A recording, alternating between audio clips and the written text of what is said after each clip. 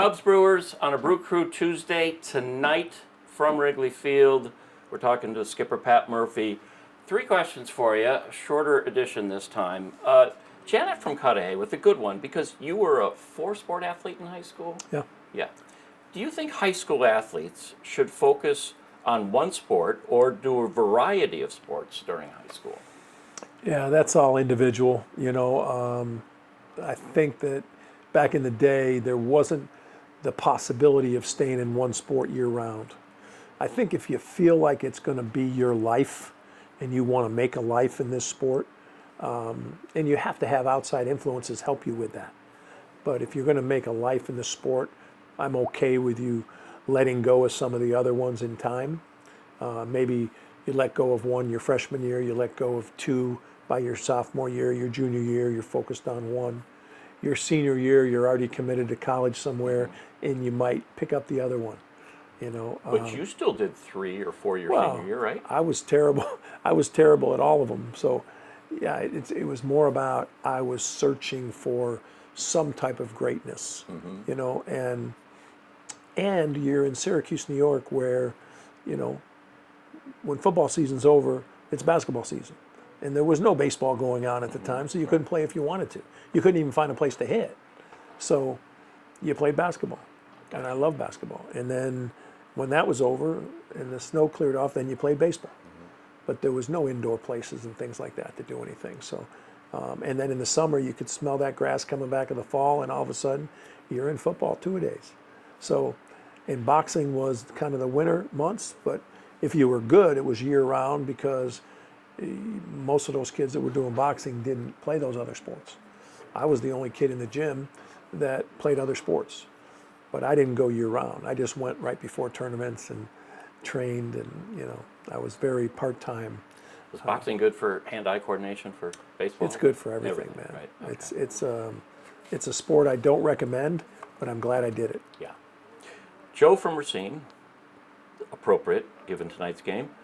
What was Craig Counsell like as a player at Notre Dame and as a person? Obviously, some bond formed there. Yeah. I mean, he didn't like me very much as a college player.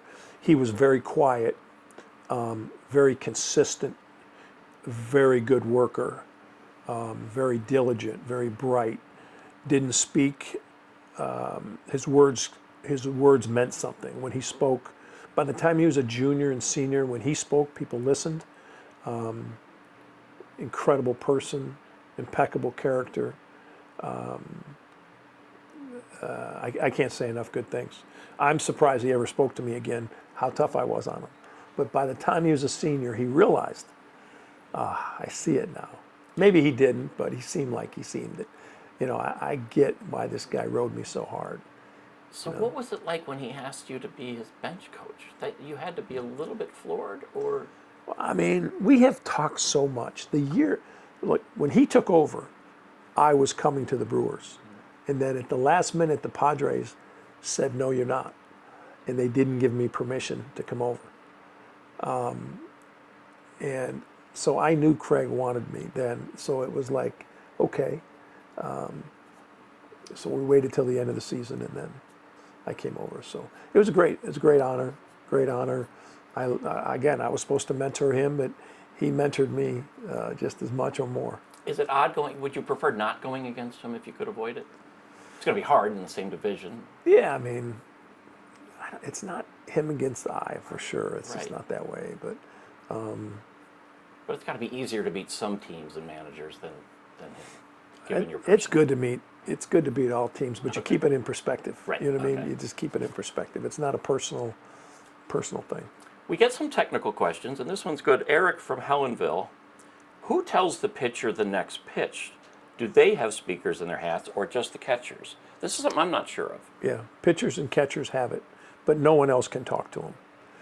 A couple other people can hear them. The third baseman, the shortstop, second baseman, first baseman can hear them. No outfielders can hear them, but it's a system that's just on the players on the field. We don't have access to it. So why do they have it? Can the catcher can talk to the pitcher? The catcher pushes a button that says fastball away, or pick off at first, or wheel move. They don't do this anymore? No. Wow. because that was getting picked up at second They were base. stealing signs. That's why even they the do it. even the sequencing, all that kind of stuff. Eric, excellent question. Things I'm learning every day. Great question. Cubs Brewers tonight, Brew Crew Tuesday, live from Wrigley Field on Fox 6. Skipper, thanks as always. Thanks, These man. are fun for me. You got it. Fun for me.